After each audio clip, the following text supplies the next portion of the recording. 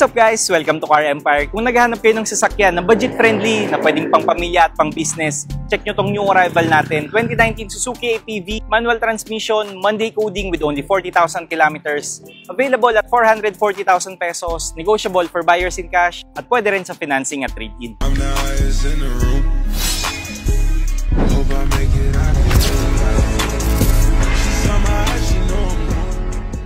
All stock yung unit guys at kita nyo naman sobrang presentable pa yung exterior natin. Naka 14 rims yan at makapal pa naman yung 4 na gulong. Dito naman sa likod may dalawang sensors na tayo. Pakita ko naman sa inyo kung gaano kalaki yung cargo space nito. So ito siya guys, pwede rin nating i-fold yung third row seats.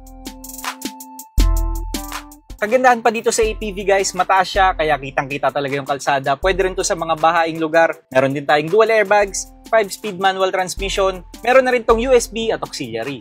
Komportable rin dito sa backseat natin guys. Kita nyo naman sobrang luwag.